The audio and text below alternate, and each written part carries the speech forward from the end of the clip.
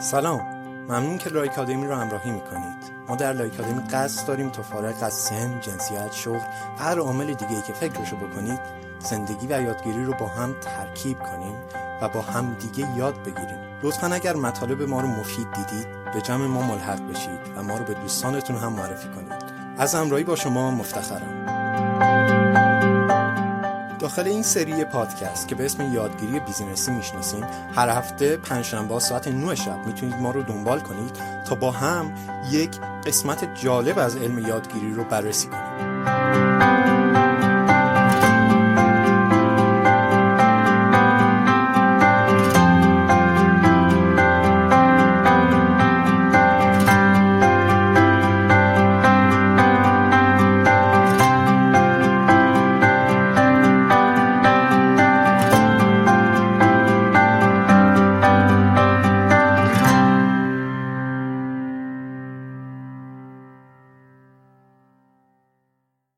در جلسه قبل ما به این سوال جواب دادیم که چه زمان و چه مکانی برای مطالعه مفیده. اما این سوال طبعاً با یک سوال دیگه همراه می شد و اون سوال درباره برنامه‌ریزی یک مطالعه و یادگیری مناسب است. یک موردی رو میخوام اینجا بیان کنم، مورد خیلی مهمیه خصوصاً برای کار ما، و اونم این است که بعضی مواقع من کلمه مطالعه و بعضی مواقع کلمه یادگیری رو استفاده میکنم. هر دوی این کلمات خیلی متفاوتن. مطالعه یک مورد خیلی کوچیکتر، یک زیر مجموعه از یادگیری هست، زیر مجموعه نسبتاً کوچیک از یادگیری. یادگیری علم پهناورتر و گسترده تری است و شدیداً اینها با هم دیگه در ترکیب هستن. شما در هر صورت هر چیزی رو که در زمینه مطالعه ما بیان میکنیم و میتونید توی زمینه یادگیری هم اونو فرض کنید که قرار داره. اما مطالبی هم ما میگیم که درباره یادگیری هستند و خیلی از مواقع این موارد جا میمونه، یعنی موارد مهمی است که جا میمونه. امروز میخوایم در راستای همون سوال چه زمان و چه مکانی مطالعه رو انجام بدیم به یک سوال خیلی مهمتر جواب بدیم و اون سوال درباره برنامه ریزی هست. در این قسمت میخوایم قانون خیلی خیلی مفیدی به نام قانون 6P رو با هم بررسی کنیم. من بیان این قانون رو توی جلسه قبل برنامه ریزی کردم، توی قسمت قبلی پادکست، اما برای اینکه قسمت هارمون رو مختصر و در دسترس نگه داریم اون رو به این قسمت منتقل کردم. خیلی خوب، قانون 6P چی هست؟ 6P یا 6 تا P، 6 و P. یه قانون خیلی معروف هست، توی مدیریت استفاده میشه و اگر جای دیگه این رو شنیدید خب طبیعی هست، چون توی خیلی از کتاب‌های مدیریت و برنامه‌ریزی این قانون رو میبینید. به خاطر کارایی و قدرت فوق‌العاده بالای این قانون استفاده خیلی زیادی داره و ما اینجا میخوایم اول این قانون رو بیان کنیم و اون رو یه طورایی تعمیم بدیم به یادگیری. 6P، حالا این 6 تا دونه P چی هستن؟ این قانون هست: Proper prior planning prevents poor performance. برنامه ریزی مناسب از قبل باعث جلوگیری از عملکرد ضعیف می شود. این قانون 6P. حالا ترجمهش کردیم همون جمله انگلیسی رو. از 6 تا کلمه شروع شد که اول هر کدومشون P بود. این تعریف قانون 6P بود. چرا حالا هر کدوم از این P ها رو ما یک قانون در نظر میگیریم؟ بیایم دقت کنیم به عناصری که این قانون رو ساختن. Proper اولین کلمه هست. Proper یا مناسب یک شرط رو بیان میکنه برای این قانون، یه جورایی اینو ولیدیت میکنه، یا آزمایشه که ببینیم درست هست یا نه.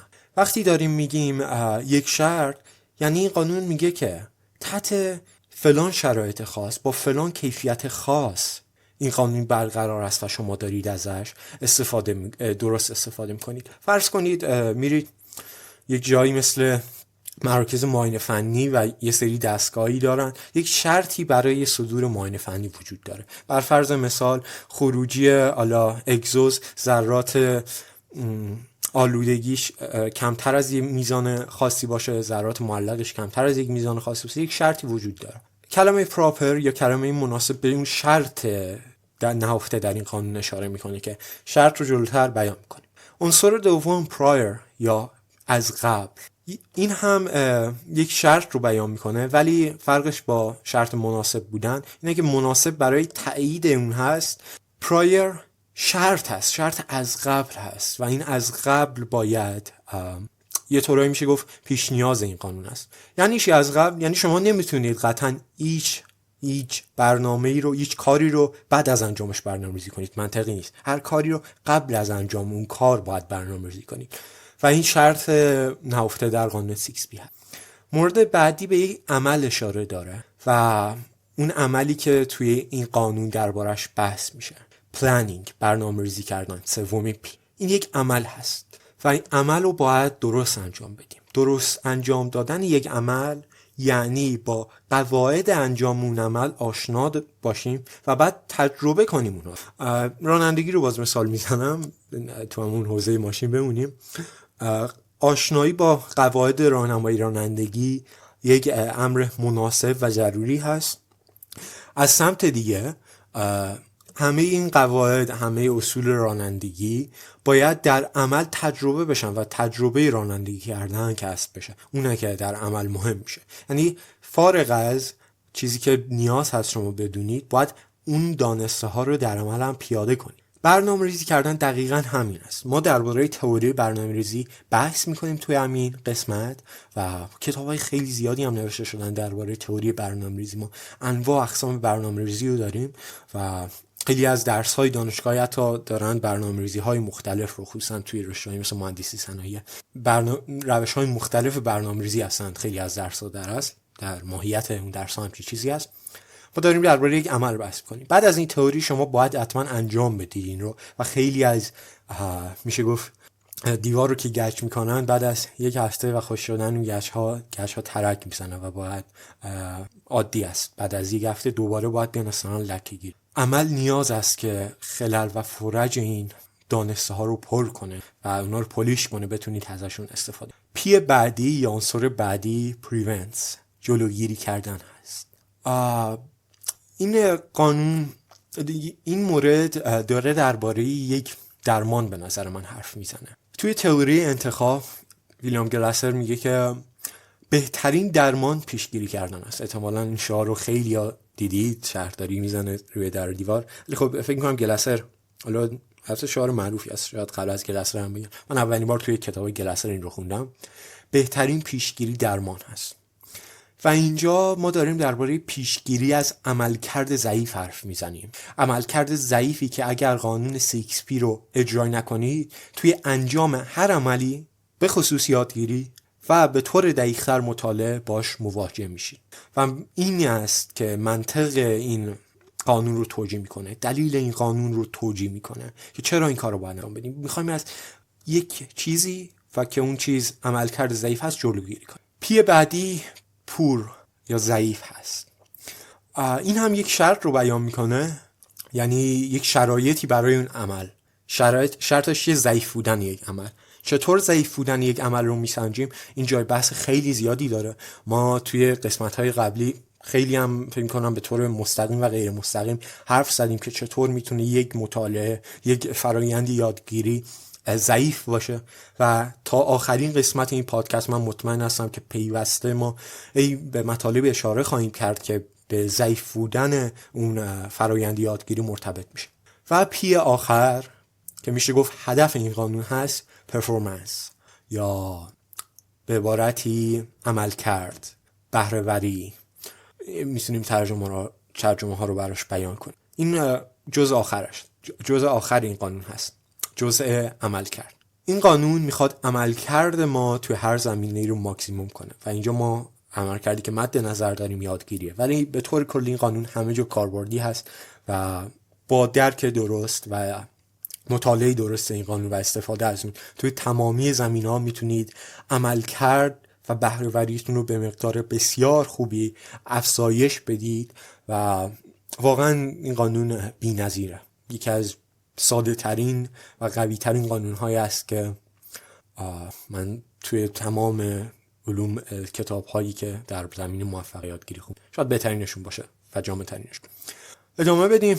حالا که عناصر رو میشناسیم، یکم دقیق‌تر باید حرف بزنیم درباره. اولا میخوایم درباره عنصر ولیدیتیشن یا عنصر تاییدیه، همون اولین عنصر قانون، پراپر بودن، مناسب بودن حرف بزنیم. این مورد به چه معنیه؟ ما باید یک استانداردی داشته باشیم که اگر اون استاندارد نقض بشه بگیم اون عملکرد از بین رفته. همون معاینه فنی رو به خاطر بیارید، مثال معاینه فنی رو. اگر آلودگی که یک ماشین تولید میکنه از یک سطحی بالاتر باشه، میگه قانون نقض شده، اون استاندارد نقض شده و ما میفهمیم که اون ماشین نمیتونه معاینه فنی رو بگیره. نمیتونیم بگیم این مناسب هست، مضر نیست. برای قانون 6B ما یه همچین تستی داریم و اگر این تست برقرار باشه میتونیم بگیم بله ما به خوبی داریم از این قانون استفاده میکنیم. این تست چی هست؟ اینطور خیلی ساده من بیانش میکنم و واقعا هم ساده است، خیلی ساده میتونید. اگر دارید کار عمیقی انجام میدید و مکرراً به کارهای غیر عمیق مجبورید متوسل بشید، یعنی قانون رو درست اجرا نمیکنید. ساده تر بگم، یه کاری فرض کنید یه مطالعه‌ای رو دارید انجام میدید، بعد متوجه میشید که نمیتونید این کار رو ادامه بدید. مثلا من شروع کردم خوندن ریاضیات کار عمیقه، بعد میگم خودکار ندارم. این واقعا تو این قانون جایی میگیره. مجبورم پاشم مثلا روی میزم خودکار نیست، برم از یک جای دیگه خودکار بیارم. کاغذ ندارم جلوی خودم یا هر چیز دیگه، یک حداقل ابزاری که نیاز باشه در دسترسم نیست. اتفاقا حالا من خودکار و اینها رو مثال میزنم. یک مورد خیلی جالبی هست توی کتاب برایان تریسی، کتاب قورباغه را قورت بده. میگه از شب قبل شما میزتون رو بچینید. دقیقاً چون صبح که پا میشید باید از قورباغه زشته شروع کنید، از اون کار عمیق شروع کنید، عمیق ترین کار اون روز. صبح تمام چیزی که برای انجام اون کار نیاز، شب قبل از خواب تمام کاری که برای تمام وسایلی که برای کار عمیق نیاز دارید رو بچینید که صبح مجبور نباشید از حالت عمیق عمق خودتون خارج بشید. این یک تست خیلی زیبا هست، خیلی هم ساده هست. اگر دارید کار عمیق انجام میدید و مکرراً از کار عمیق خارج میشید، مطمئن باشید که در برنامه‌ریزی شما مشکلی وجود داشته، در آماده سازی شما مشکلی وجود داشته. به این عنصر تست در قانون 6B میگیم. حالا که این قانون رو بیان کردیم و تست این قانون رو هم بیان کردیم، به نظرم شروع کنید و از این قانون استفاده کنید. اینکه یک برنامه ریزی مناسب برای مثال چه ویژگی داره. با فکر کردن به این قانون متوجه میشیم یک برنامه ریزی مناسب باید اونقدر جامع باشه که ما رو بتونه تست رو برای ما برآورده کنه. یعنی اگر برنامه‌ریزی مناسب نباشه، شما دائما در حال خارج شدن از حالت عمیقتون هستی. کارتون خیلی بی برنامه میشه، خیلی نامنظم میشه، نظم از کار از بین میره و این یعنی برنامه‌ریزی و آماده سازی شما نامناسبه.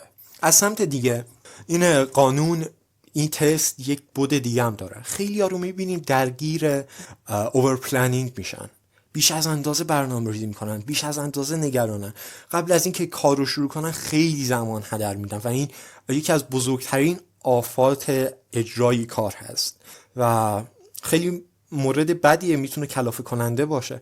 این قانون از این جهت جالبه که به شخص اجازه میده بدون اینکه نگرانی و دغدغه خیلی زیادی داشته باشه انجام کار رو شروع کنه و با انجام کار، در این انجام کار اگر متوجه شد که آماده سازیش ایراد داره، با استفاده از همین تست برگرده و اون برنامه‌ریزی رو درست کنه. به نظر یک حالت خیلی کلی هست، اما خود برایان تریسی توی کتاب قورباغه را قورت بده، داریم ازش زیاد مثال میزنیم، یک راهکار جالبی میگه برای برنامه‌ریزی از 5 دقیقه استفاده کنید. 5 دقیقه خیلی جالبه. شاید بپرسید 5 دقیقه خیلی کمه یا همچین چیزی. برایان تریسی میگه که وقتی محدود میکنیم زمان برنامه‌ریزی و آماده سازی رو، ذهن ما از ناخودآگاهش استفاده میکنه و ناخودآگاه ما خیلی سریع هست، برعکس خودآگاه ما که نیاز به تحلیل داره. ناخودآگاه ما خیلی سریعتر از خودآگاه ما وارد عمل میشه و معمولا نتایج خیلی خوبی به ما. میتونید یه همچین حالتی برای پیاده سازیش استفاده کنید، یعنی از همین قانون 5 دقیقه استفاده کنید. 5 دقیقه با تمام تمرکز برنامه‌ریزی آماده سازی رو انجام بدید. در این انجام کار اگر دیدید مشکله، باز دوباره برگردید به همون نقطه و دوباره یک 5 دقیقه برای خودتون در نظر بگیرید. و خیلی واقعا بده، من یک بار با یکی از دوستانم حرف میزدم، میگفتش که خواستم درباره یک موردی مطالعه کنم و درباره موضوع اقتصادی بود. میخواست یک موردی رو مطالعه کنه و اون رو اجرایی کنه، نیاز داشت به کسب و کارش و میگفتش که یک مشکلی خورده بودم. اون مشکل این بود که من 1 ماه داشتم برنامه‌ریزی میکردم از چه منبعی استفاده، چه کلاسایی استفاده، اینو چطور اجرا کنم تو کار خودم. 1 ماه. و وقتی من اینو شنیدم دیدم فکر کردم، گفتم که فلانی این کاری که میخواستی انجام بدی رو نهایتا خودش رو حتی کلا میتونستی توی 1 ماه انجام بدی و اینکه 1 ماه برنامه‌ریزی کردی خیلی عجیب و غریبه. واقعا خیلی عجیب و غریبه که این اتفاق میفته و واقعا هم میبینیم که این کار خیلی عمومیت داره بین مردم و خصوصا بین کسایی که آنچنان تجربه ندارن. خیلی از موارد تو مدیریت و برنامه‌ریزی بر اساس تجربه هست. خیلی این رو تجربه میکنن و در نهایت کلافه میشن از زمان خیلی زیادی که صرف برنامه‌ریزی میشه و این کار نباید انجام بشه. یادتون نره هر دقیقه زمانی که صرف انجام کار میشه از بی نهایت زمانی که صرف برنامه‌ریزی برای این کار میشه ارزش بیشتری میتونه داشته باشه. اما از سمت دیگه یکی از زیبایی‌های قانون 6B این هست که به ما اجازه میده و این قابلیت رو داره که ما بدون آماده سازی مناسب توی باطلاق گیر نیفتیم. اگر برنامه‌ریزی از سمت دیگه خیلی کم باشه، از اون سمت بوم بیفتیم، ما توی باطلاق گیر میکنیم و یه کاری رو که میتونیم خیلی سریعتر انجام بدیم رو به کندی خیلی شدیدی انجام میدیم و به بهره‌وری بسیار افتضاح. و این سوال این است که شما آیا این مشکل ایجاد نمیکنه که رفت و برگشت انجام بدید بین زمانهای برنامه‌ریزی و اجرای کار و شاید بگید خب بهتر نیست همون اول شدیداً برنامه‌ریزی رو انجام بدم؟ حقیقت هم اینه که نه، اتفاقا این یک مورد خیلی عادی هست. ما توی زندگیمون نیاز داریم پیوسته در خیلی از موارد تعادل رو حفظ کنیم، بالانس رو حفظ کنیم. یک کسی که روی بند را میره بهش میگن بندباز یا همچین چیزی. اگر دیده باشید یک چوبی دستشون دارن و روی ارتفاع خیلی زیادی از روی یک طناب رد میشه، روی بین 2 تا بود کوه هست. خیلی ترسناکه برای خود من وقتی به این نگاه میکنم. به نظر شما بندبازا کی تصمیم میگیرن که تعادلشون رو حفظ کنن؟ 1 سال خیلی داره. حقیقت امر این هست که اونها در هر لحظه این تصمیم میگیرن و هر لحظه تعادل و بالانس زندگیشون رو حفظ میکنن. این که ما فکر کنیم حفظ تعادل و بالانس زندگی یک مورد مقطعی هست، یک چیزی که 1 بار فقط انجام میشه، شدیداً اشتباهه. این میتونه در بلند مدت خیلی هم آسیبزا باشه، از این جهت که ما شروعهای خوبی خواهیم داشت ولی ادامه های ما رو از بین میبره، مقاصد ما رو کور میکنه و اهداف ما رو از دسترسمون خارج میکنه. برای همین حواستون باشه که توی زندگی حالا ما به این میگیم، خیلی جالب الان یادم اومد بذارید اضافه کنم، Perfection Manifesto. اگر شما نکنید باید یک کتابی به همین اسم باشه، دقیقاً خاطرم نیست، ولی مورد عامه‌ای هست Perfection Manifesto و اونم این است که در اصل در حقیقت هیچ چیز کاملی وجود نداره توی اجرا و برنامه‌ریزی. به این میگن اصطلاحاً مانیفست تکامل، مانیفست پرفکشن. یعنی هیچ چیز کاملی وجود نداره. توی حوزه برنامه‌ریزی حداقل میگیم، حالا بذارید شاید وصف فلسفی اگر کنیم یکم اعتراضات به این مورد بلند شه. توی اجرا و برنامه‌ریزی ما چیز تکاملی یافته‌ای نداریم، همیشه میتونیم بهترش کنیم و این همیشه بهتر کردن اصطلاحاً بهش میگیم فیدبک سیستم. اصل اساسی بهره‌وری در انجام کار عمیق فیدبک هست. اگر یادتون باشه ما توصیفی از کار عمیق گفتیم، اینجا میخوایم ادامه اون توصیف رو بگیم.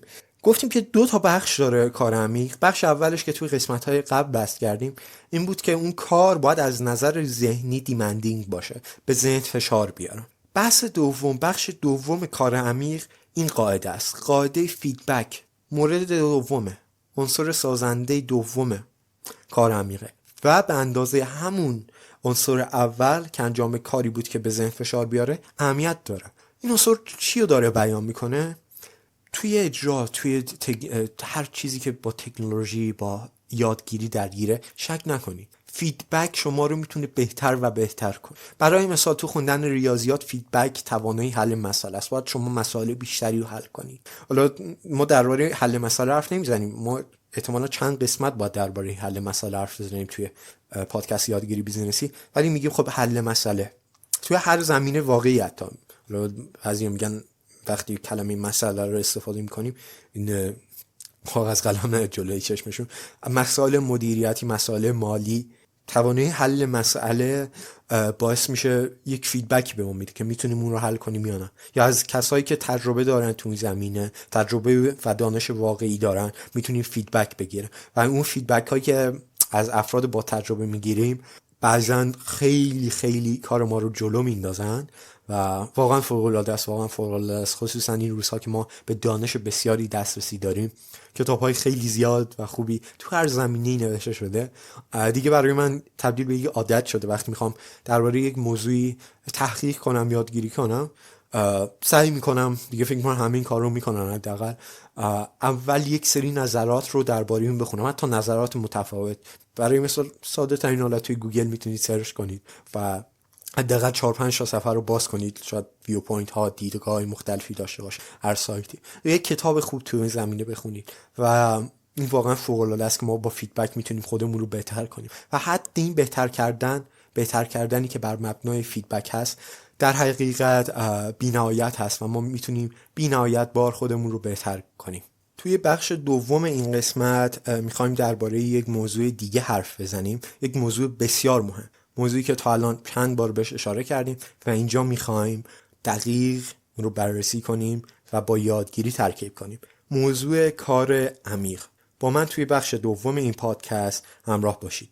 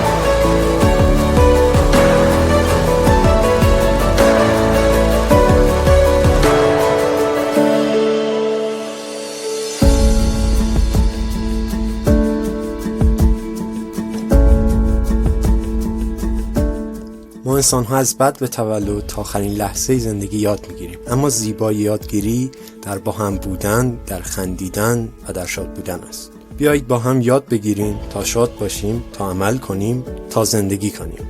اینجا محلی برای زندگی است. با لایکادمی همراه باشید.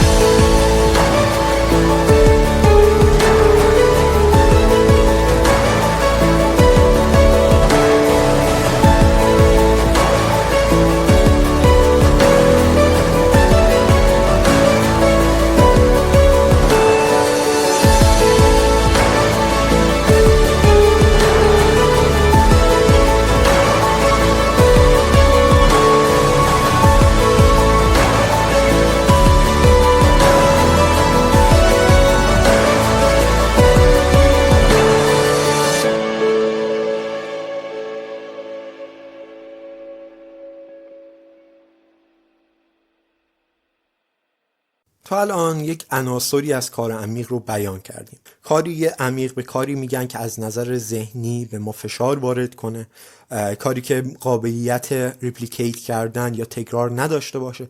برای مثال فرض کنید شما میرید یک مکانیک، امروز نمیدونم چرا انقدر داریم در روی ماشین مثال میزنیم، میرید مکانیکی و یک تعمیرکار رو میبینید که با یک مهارت و تبحر بسیار بالایی داره تعمیرات رو انجام میده. تعمیرکار مثلا میان سال یا محسن رو میبینید، میدونید که این شخص در اثر تجربه در طی سالیان مهارت بسیار بالایی کشف کرده. خیلی عمیق میتونه باشه اون کار اون شخص. اون کار قابلیت ریپلیکیت کردن برای منی که ناشی هستم نداره. من بار اول که بخوام کار رو انجام بدم نمیتونم به اون کیفیت انجام بدم. باید سالیان و سالیان زیادی تجربه کسب کنم که اون کار رو به اون شکل انجام بدم.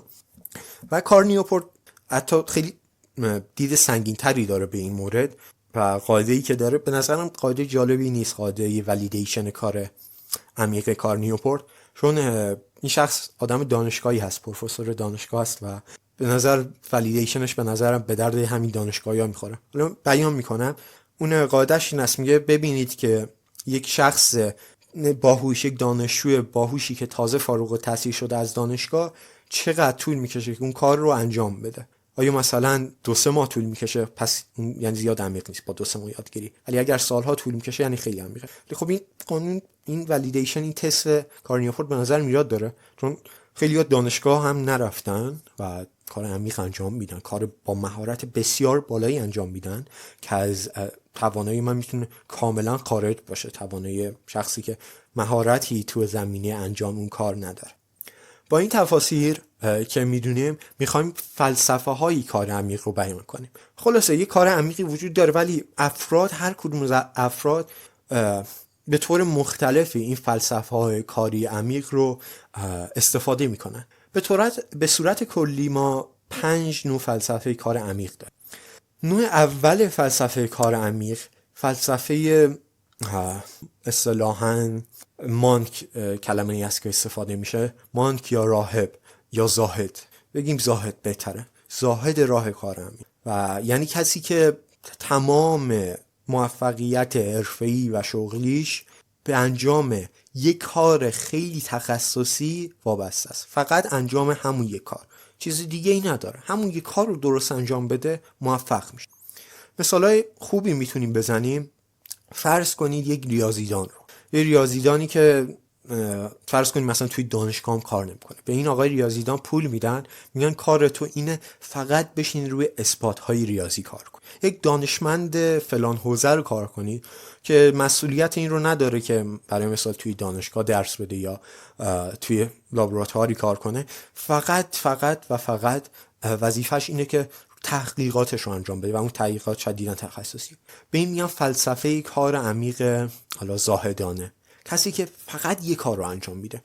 خیلی ها این کار براشون در دسترسی نیست. حتی خیلی از استادای دانشگاه رو ما ببینی بالاخره باید برن کلاس درس بدن، خیلی از جلسات شرکت کنن. این روزها شرکت توی جلسات، نمیدونم پاسخ دادن به ایمیل ها، کارهای غیر عمیقی که برای گردوندن کار نیازه، حرف زدن و راپورت برقرار کردن با مشتری ها، همه این کارها غیر عمیق هستن ولی نمیتونیم از فضای کار اونا رو حذف کنیم. برای خیلی حداقل غیر ممکنه این کار، و برای همین فلسفه کاری زاهدانه، کار عمیق زاهدانه در توسط افراد خیلی کمی اجرا میشه، ولی خب این افراد توی سطح خیلی بالایی از یک حوزه تخصصی اون دانش قرار دارن و دارن روی اون زمینه تحقیق میکنن و اون رو بهتر میکنن. مورد دوم یا فلسفه دوم فلسفه دوگانه هست، فلسفه بایمودال. فلسفه بایمودال چی میگه؟ بعضی ها هستن که نیاز دارن نصف زمانشون رو مثل زاهدا شدیداً متمرکز باشند، ولی نصف زمان دیگهشون رو نیاز دارن که کارهای غیر عمیق انجام بده. به این میگن فلسفه بایمودال. شما یک استاد دانشگاه رو در نظر بگیرید، خیلی نصف زمانش رو فرض کنید در طول هفته این شخص میتونه صرف مطالعه کنه، ولی وظیفه دیگه هم داره، اونم که نصف هفته رو بگیره کلاس درس بده، کلاس تدریس کنه، به وضعیت دانشجوهاش رسیدگی کنه. این فلسفه کاری دوگانه هست و ببینیم فلسفه بایمودال، یعنی نصف میکنه همه اون فلسفه‌های کاری رو. از وسط این فلسفه رو کسایی استفاده میکنن که هنوزم انجام تخصصی یک کار براشون خیلی اهمیت داره و از سمت دیگه نیاز دارن که یک سری کارا انجام بدن که کار عمیق اولشون راه رو پیش بره، به مشکل نخوره، کارا روی زمین نمونه، به بنبست نخوره. به این میگن فلسفه بایمودال. نوع سوم فلسفه کار عمیق فلسفه هابیچوال هست، فلسفه عادتی هست، یعنی کار عمیق رو بر حسب عادت انجام بدیم. بعضیا هستن که خب نمیتونن مثل کسای زاهدان کل روزهاشون رو بذارن کار عمیق انجام بدن.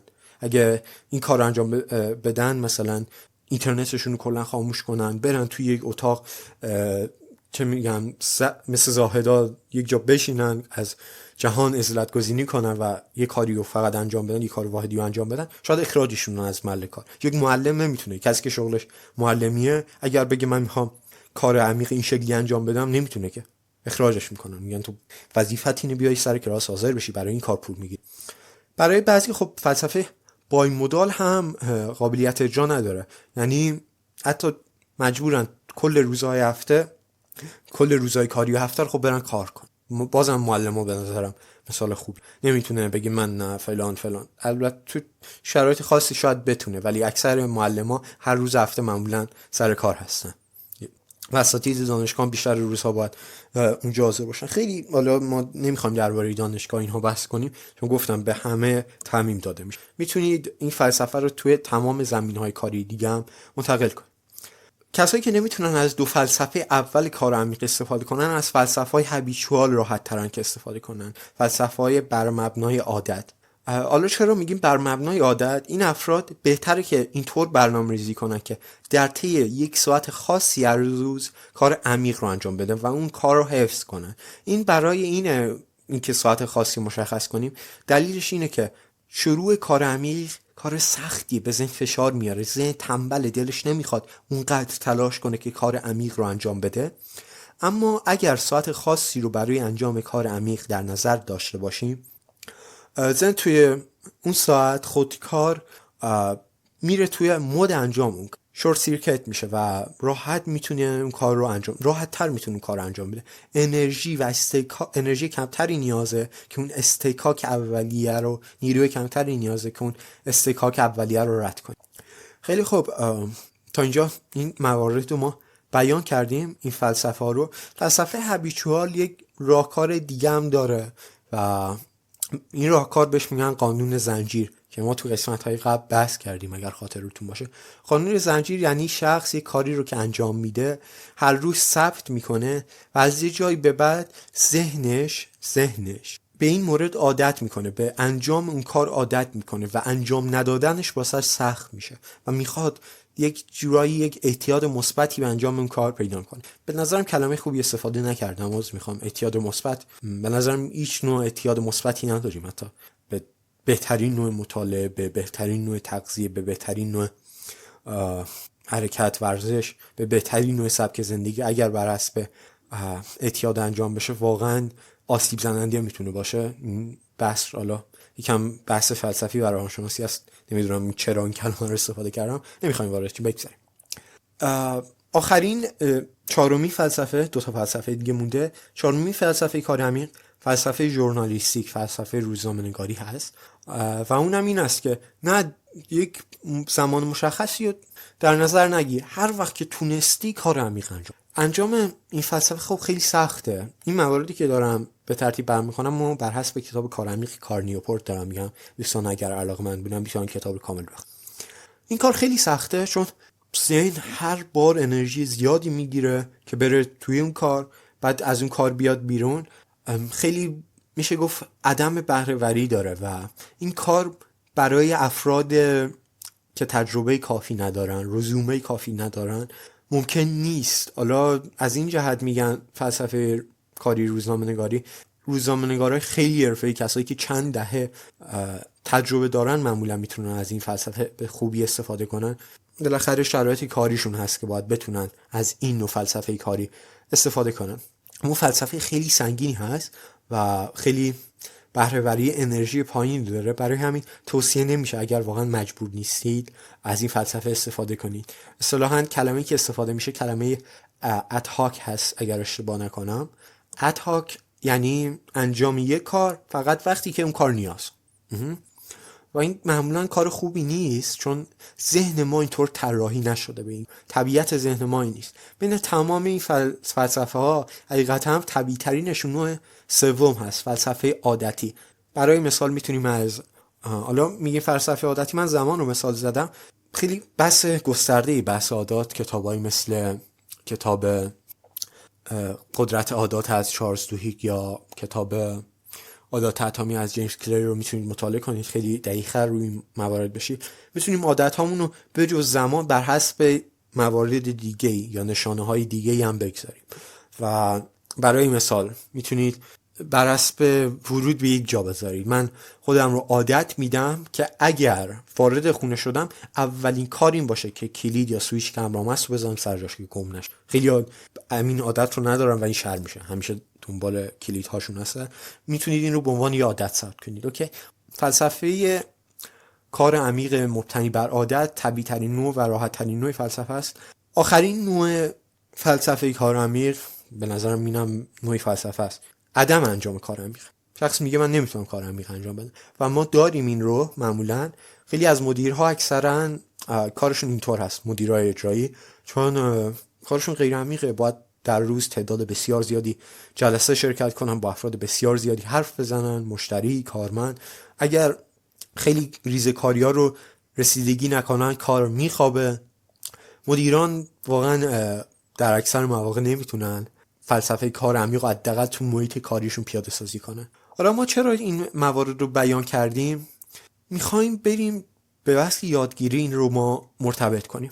توی قسمت قبلی گفتیم که آقای اریکسون کشف کرد که ماکسیموم ساعت کار عمیقی که ذهن میتونه توی یک روز انجام بده 4 ساعته. توی یادگیری هم ما گفتیم که شما 4 ساعتتون رو داشته باشید و بدون عذاب وجدان اگر بتونید 4 ساعت کار عمیق داشته باشید خیلی وضعتون خوبه. بدونید که با بالاترین بهره‌وریتون یک زمان خیلی خوب و با کیفیتی رو صرف انجام یک کار کردید و قرارم نیست عقب بیفتید یا عقب بمونید. اصلا همچین فکر اشتباهه، چون توانایی ذهنی انسان همینقدره، طبیعت شما همینقدره و دارید از ماکسیموم پتانسیل طبیعتتون استفاده میکنید بدون اینکه به چیز دیگه‌ای ضربه بزنید. شما باید این 4 ساعت کار عمیق رو در قالب استفاده از یکی از این فلسفه‌های کاری پیاده سازی کنید. برای مثال شخصی میگه که نه من بعضی روزا اصلا نمیتونم کار عمیق داشته باشم، ولی خب بعضی روزا میتونم کاملا کار عمیق داشته باشم. این شخص میگه من از فلسفه بای مدال استفاده. یه شخص میگه نه من کلا کار عمیق نمیتونم داشته باشم، من مدیر اجرایی یک جاییم. اینم یک فلسفه است دیگه. کلا اصلا 4 ساعت هست میشه متاسفانه. و خب طبیعت کارش نمیتونیم بهش نقد وارد کنیم. البته خیلی سریع تصمیم نگیرید که شما هم جزو اون دسته هستید. معمولا بر حسب تنبلی رایجه که افراد تصمیم میگیرن که نه من کلا کار عمیق نمیتونم. این 4 ساعتی که برای مطالعه ما گفتیم میتونیم در نظر بگیریم، بهتره که با یکی از این فلسفه‌ها پیاده سازی بشه. و مورد دیگه‌ای که هست اینه که بهتره که توی یک روز باشه. حقیقت امر اینه که 4 ساعت مطالعه درباره یک موضوع توی یک روز خاص میتونه بهترین تأثیرات رو داشته باشه. حدود 5 یا 6 سال پیش، الان سال 2023 هستیم و به میلادی بیان میکنم چون این توی مقاله های خارجی موارد بیان میشد، یک سری مواردی رو بحث میکردن افراد از این نظر که بیایم در روز چند مورد مختلف رو مطالعه کنیم. برای مثال بین اینها سویچ کنیم از ریاضیات به علوم و مثلا یه شخص رو در نظر بگیر بین ریاضی، شیمی و فیزیک بخواد توی یک روز جا به جا بشه. حقیقت امر این است که این با فلسفه کار عمیق در تضاده، چون 4 ساعت کار عمیق شما به شدت روی یک مورد متمرکز بشه یه حس خیلی بهتری. یک میخ فرض کنید یک میخ و چکش دارید. قسمت دوممون اسمش چی بود؟ اگر اشتباه نکنم پیاده سازی مرور فاصله دار بود. من از کتاب میکیت استیک یه کلمه انگلیسی است. حالا اون کتاب فکر می‌کنم ترجمهش اینطوری باشه که بچسبون، یک چیزی رو بچسبون به ذهنت، یا میتونه اینطور هم باشه که هکش کن توی ذهنت. یک میخ رو فرض کنید و یک چکش. فرض کنید ذهن شما یک پیکره سنگی. هر چقدر که عمیق‌تر بشید در طی روز روی یک مطلب، میتونید عمق این حکاکیتون رو بیشتر کنید توی اون سنگ و بهتر جایی بگیرید تو ذهن شما. حقیقت همین است که با وجود اون تحقیقاتی که حوالی 5 سال پیش، سالهای 2018 انجام شد و گفتن که مفیده که بین کارها جابجا بشیم، اما نه، حقیقت هم حالا میگم چرا نه. پس اون تحقیقات اگر از کجا به این مورد رسیدن الان به شما میگم. یکم بدتر ثابت شد که بهتره کل روز رو به صورت واحد روی کار عمیق، اگر اون 4 ساعت رو مد نظر شد 4 ساعت یک کار عمیق رو انجام. اما نتیجه این تحقیقات بر مبنای قاعده‌ای بود به اسم اینترلیوینگ یا میانگذاری. یکی از اصول مطالعه هست میانگذاری. این موردی که به شما گفتم درباره حالا هم مطالعه هم به صورت کلی یادگیری. میانگذاری رو روش‌های بهتری در آینده کشف شد بعد از اون سالها برای پیاده سازیش و خیلی موارد سختی است. یادم همون حوالی کتاب ملکیت سیک نوشته شد، نه البته قبل‌تر از اون نوشته شد، ولی یادم نویسنده‌های این کتاب که از دانشمندای مطرح حوزه یادگیری هستن توی کتاب نوشته بودن که میانگذاری خیلی فرآیند پیچیده‌ایه، یعنی نتونستن به طور مشخص منطق آماری درستی براش کشف کنن و خیلی حالتهای مثبت تحت شرایط خیلی خاصی به دست می اومدن. اما بعداً مواردی کشف شد برای پیاده سازی میانگذاری به این صورت که میانگذاری یعنی وسط خوندن، چرا اصلا توضیحش نگفتیم، وسط یادگیری یک کار، انجام یک کار عمیق، سویچ کنید روی کار عمیق دیگه. میگم میانگذاری. فوایدش توی بیشتر به خاطر سپاری و انجام کار توی انجام عملیات واقعی بود. در حقیقت در جهان واقعی ما خیلی از کارهای عمیق رو نیاز داریم ترکیب کنیم تا یک کار عمیق واحدی رو تشکیل بدیم که خودش کار عمیق متفاوتی در دل خودش نهفته. رانندگی در نظر بگیری، یک مجموعه خیلی گسترده از کارهای عمیق است که داریم همزمان انجام میدیم دیگه، با هم بهشون فکر نمی‌کنیم. میانگذاری باعث این اتفاق میشد. اما من روش‌های جدیدتر رو به شما معرفی می‌کنم توی قسمت مرتبط با میانگذاری که میتونید با استفاده از اون با بهره‌وری خیلی فوق‌العاده بالایی از این مورد استفاده کنید بدون اینکه به عمق حکاکی، عمق ثبت اطلاعات توی مغز خودتون ضربه بزنید. برای این کار نیازه که ما وارد بخش روند مطالعه بشیم. ما هنوز رو بخش پیش زمینه‌های مطالعه. پس برای همین من بیشتر از این درباره این حرف نمیزنم.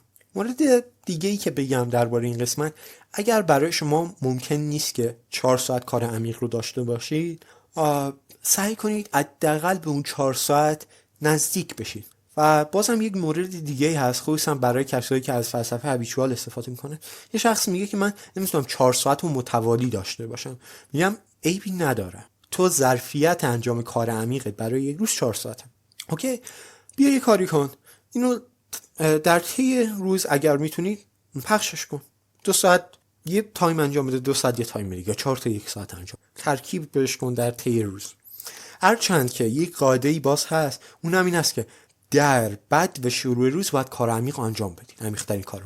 حالا تا اگه 1 ساعت بود، 4 تا 1 ساعت برنامه‌ریزی، یه ساعت، 2 تا 1 ساعت، یه دونه 2 ساعته، مهم نیست. ولی شروع روزتون باید با کار عمیق باشه. میتونید ترکیبش کنید در طول روز، توزیعش کنید در طول روز و مشکلی نداره. حقیقت هم اینه که متوالی خوندن، هرچند که کار بس دادن اون در طول روز، توزیع کردنش در طول روز مشکلی واقعا نداره، اما متمرکز کردنش به صورت متوالی فایده خوبی داره. یکی از این فایده این است که ذهن دیگه نیازی نداره که برای بار دوم ذهنتون رو کنترل کنید، افسار بزنید که برید سراغ انجام کار. مستقیم تو انجام اون کار سریعا تمام میشه. مورد دیگه برای من خیلی مفیده، اونم این است که 8 صبح تا 12 ظهر کار عمیقم رو انجام میدم. بقیه روز برای خودمه و با فراغ خاطر میتونم عدم بی برنامگی، نامنظمی هایی که هست تو برنامه ها غالبا اتفاق میفته، حوادث غیر مترقبه رو هندل کنم توی اون برنامه روزانه خودم و آرامش خاطری دارم، عذاب وجدانی ندارم و قضاوتی هم نمی کنم خودم رو، چون میدونم کار عمیق اون روزم رو انجام دادم و این مورد خیلی خوبیه، مدل خیلی آرام بخشیه. مورد بعدی که من میخوام بگم درباره هم کار عمیق و هم قانون 6B که خب با مرتبط بودن، قطعا متوجه شدید، باز هم درباره مفهوم شفافیت است که من بارها و بارها در طی قسمت‌های مختلف به بیان‌های مختلف اون رو به اشتراک گذاشتم.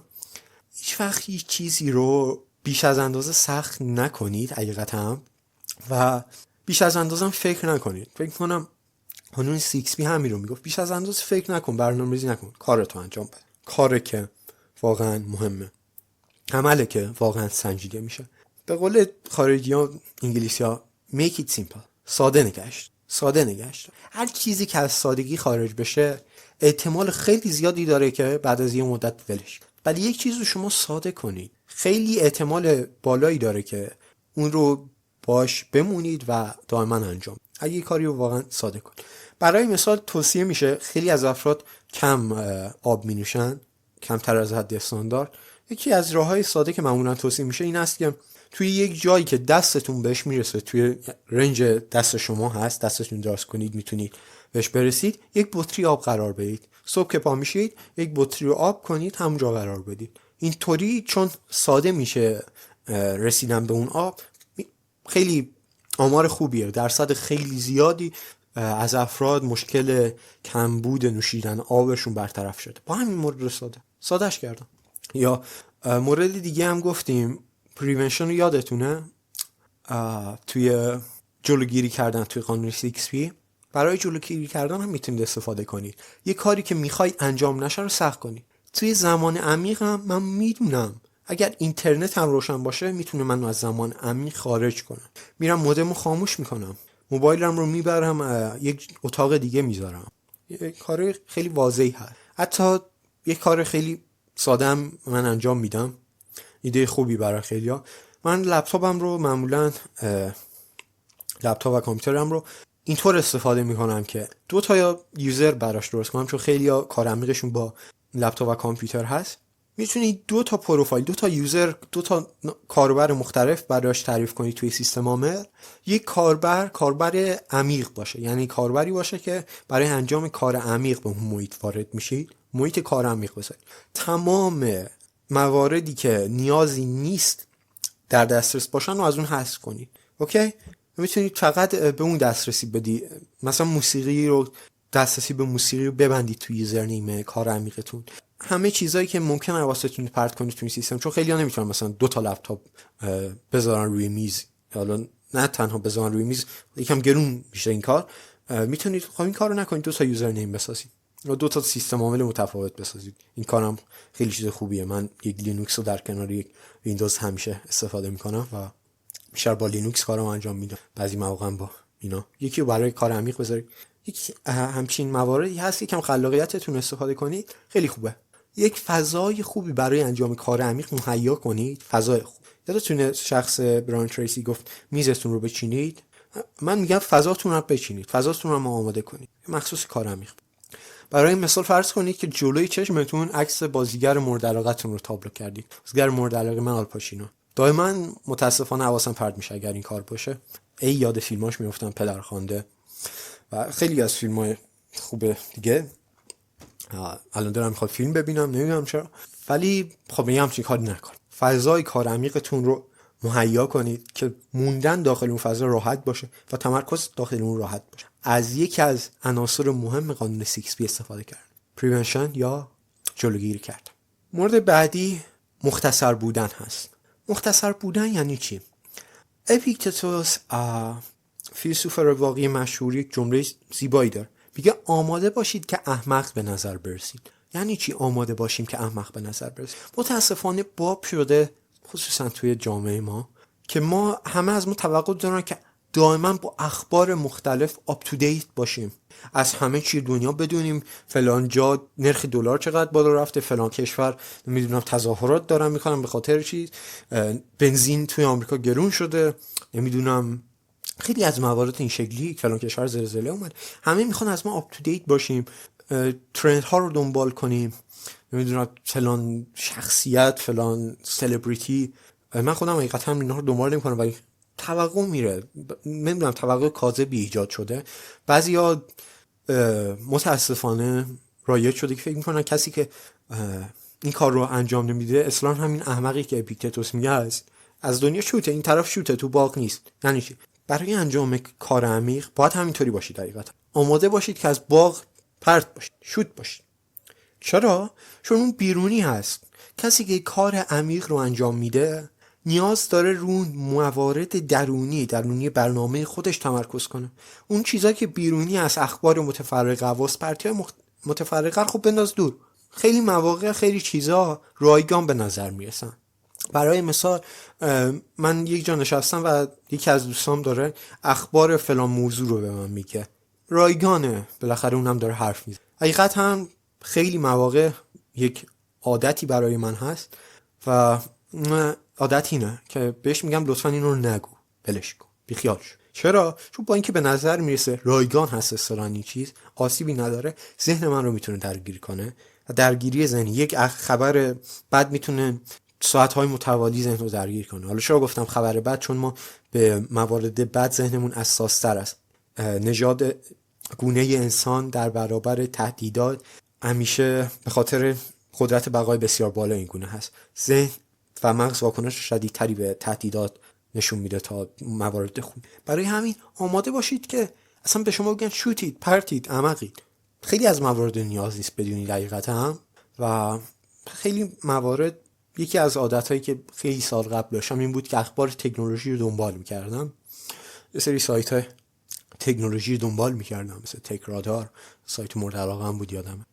بعدها توی مدیوم مقاله زیاد میخوندم و هر دو نمیتونم بگم مفید نیستن، ولی یه سری موارد بدی رو ایجاد میکردن. برای مثال خوندن اخبار تکنولوژی میتونست مصرفگرایی در شما تحریک کنه. هی میدیدید گوشی‌های جدید، سیستم کامپیوترهای جدید، تکنولوژی‌های جدید اختراع میشن، مصرفگرایی شما رو یک جورایی تحریک میکرد که برید اون جنس رو بخرید. تو ذهنتون میرفت، رو مختون میرفت و این خیلی چیز بدی بود به نظرم. و مورد دیگه چیز بیرونی بود، چیزی نبود که واقعا به درد کار عمیق من بخوره. آره بعضی مواقع نیاز درباره اونها بدونید، خب برید همون رو بشینید به صورت عمیق دقیق کنید. و یک تصمیم گرفتم که اخبار رو حذف کنم.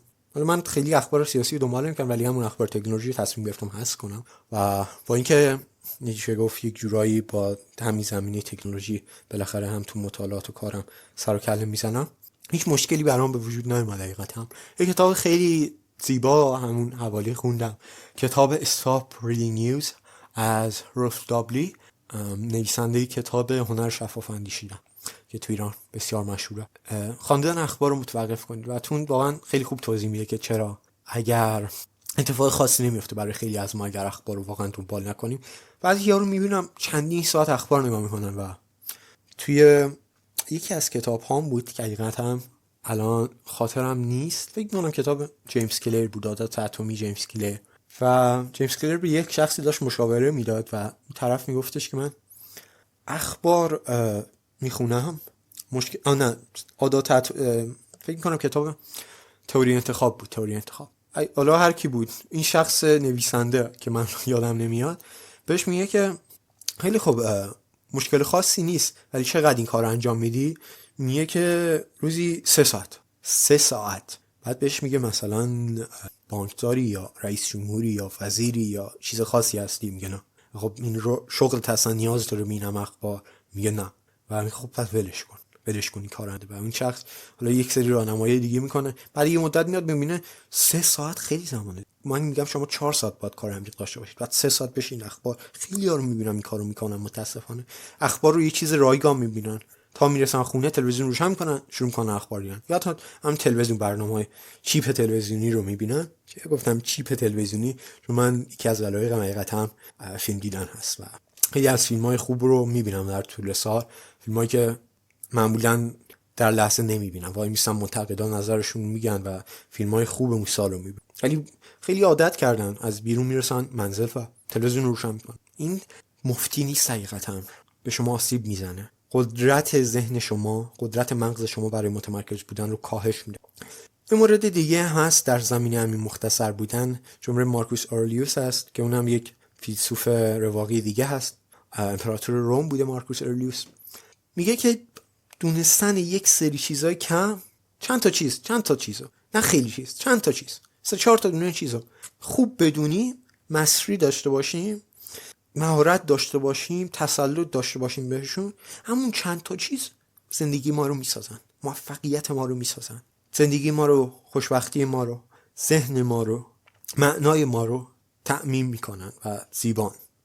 نیاز نیست خیلی چیز بدونید، این که به همه چیز چنگ بزنیم، خودمون رو هر سمت پرت کنیم، نخواهیم از هیچ عقب بمونیم، از همه چی بدونیم، به نظر خیلی بده، خیلی چیز پرتوقعانه، خیلی باعث آسیب ذهنی میشه و نباید این کار رو انجام بدیم. حقیقتا یک سری چیزهای محدود رو یاد بگیرید، انجام بدید و همون چیز محدود رو اگر خوب باشید داخلش، مطمئن باشید که شما رو موفقیت.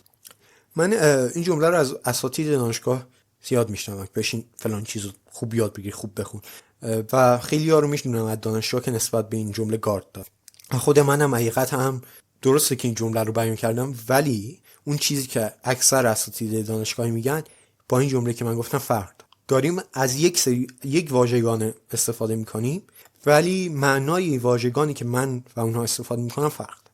اون واژگانی که دانشجو در برابرش کار دارن بهشون حق میدم کاملا، چون عملا آموزش اشتباه باعث میشه که اون توصیه به هیچ جا نرسه، به سرانجام واقعی، به ایجاد ارزش واقعی که هدف پادکست یادگیری بیزنسی است نرسه.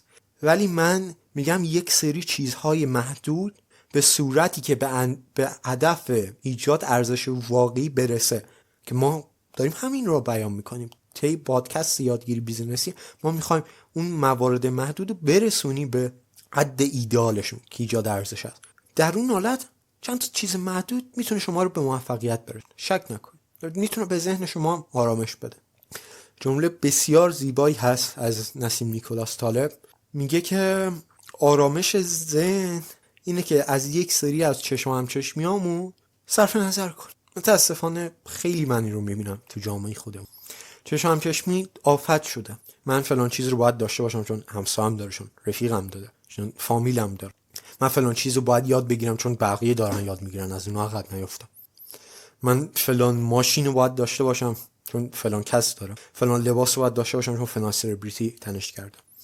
از این موارد دست بکشید و این لطف در زندگی، در حق خودتون، توی زندگی خودتون وارد کنید این لطف رو و به خودتون آرامش ذهنی بدید.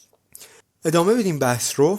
یه استراتژی فوق‌العاده برای پیاده سازی تمام مواردی که تو این جلسه تا الان گفتیم میخوام بیان کنم. این استراتژی رو جای دیگه هم بیان کردم مختصر، ولی فلسفه‌ش رو فکر می‌کنم تو این جلسه گفتیم و الان خیلی قابل درک میشه. اون همین است که بیایید روند معکوسی رو پیش بگیره، به جای اینکه زمان، حالا اینطور بیان کنم چون من نمیخوام تا حدودی میخواستم جمله کارل نیوپورت رو بگم ولی تا حدودی قبولش ندارم. بیایید زمانهای غیر عمیقتون رو برنامه‌ریزی کنید. بگید نه من یه ساعت میخوام موسیقی گوش کنم، آهنگ بذارم گوش کنم. بعضی هستن فقط خیلی عاشق موسیقی هستن، میگم میخوام موسیقی گوش کنم. من خودم همینطوری هم هر روز یک ساعتی موسیقی گوش کنم. بیایید اون ساعت رو برنامه‌ریزی کنید. اوکی؟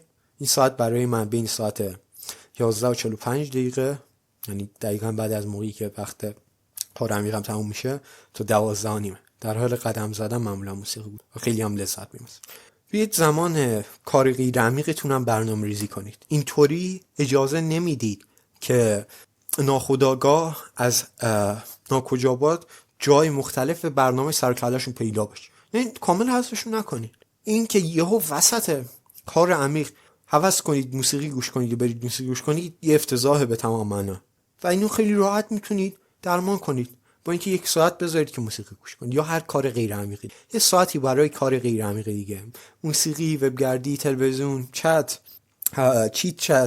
چیت منظور حضوریه، برید حرف بزنید، همینا رو برنامه‌ریزی کنید و تو این حالت میدونید که اونا هم بالاخره زمان خودشون دارن. ذهن شما تاریک نمیشه. اگه زمان نداشته باشن خب من که زمان ندارم، بیان همین الان وسط کار عمیق هم این کارو انجام بده. زندگی تاریک نمیشه چون میدونن زمان خودشون دارن و تو اون زمان انجام.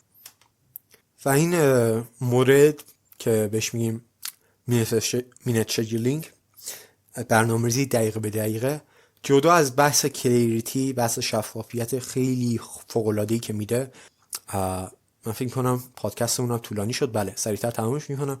خیلی سودرسان هم است. بیایید زمانهای عمیق و غیر عمیق هر دو. یعنی تمام طول روزتون رو دقیقه به دقیقه برنامه‌ریزی کنید. نه اینکه مثلا بگید 12 1 دقیقه تا 12 2 دقیقه. الان برنامه امروز من کنار خودم هست 1 2 3 4 5 6 7 8 9 خط هست. 9 خط هم فکر کنم هر کدوم جورش مثلا 2 تا کلمه است، 18 تا دونه کلمه. مثلا بین ساعت 7 تا 8 فلان کار، 8 تا 12 فلان کار، 12 تا 14. ولی منظورم این همچین چیزه. میدونم که مثلا زدم 8 تا 12 کار عمیق.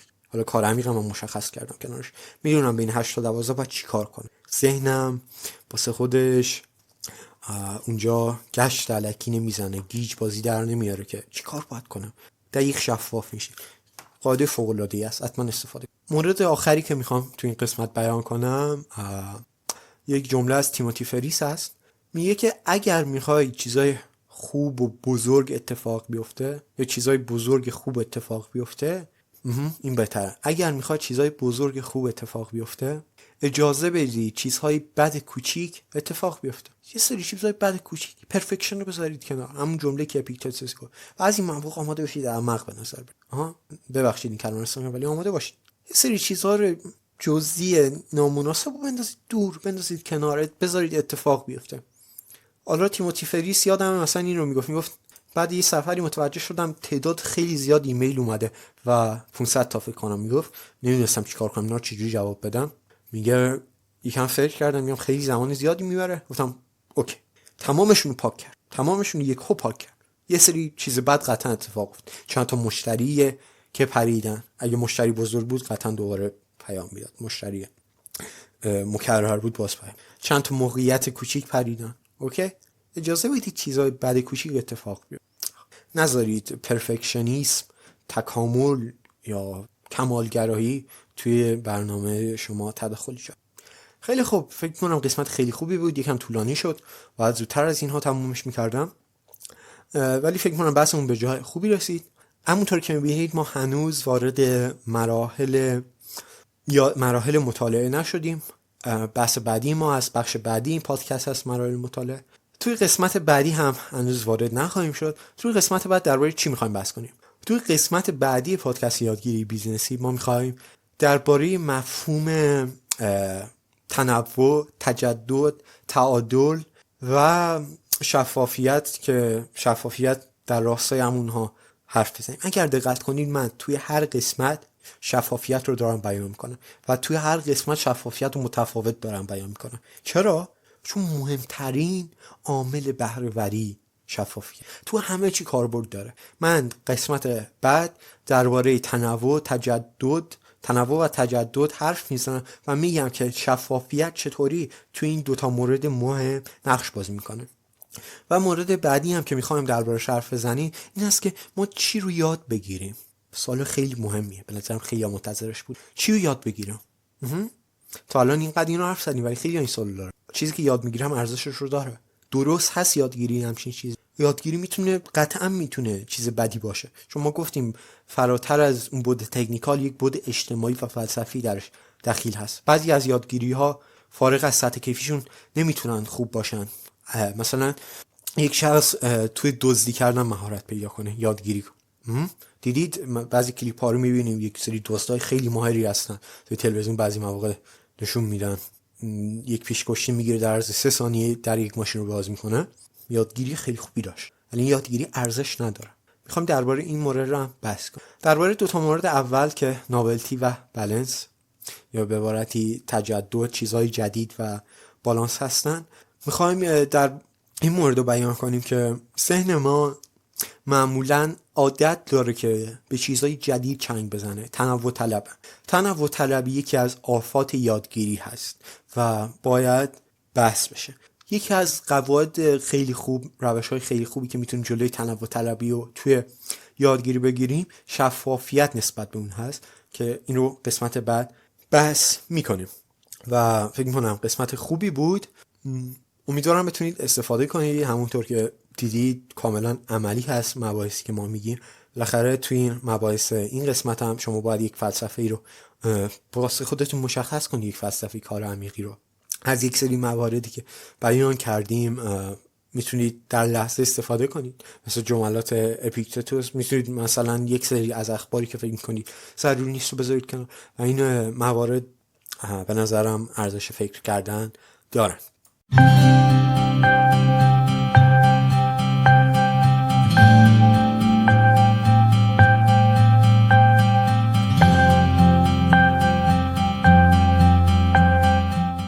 ممنون که لایک آکادمی رو همراهی کردید.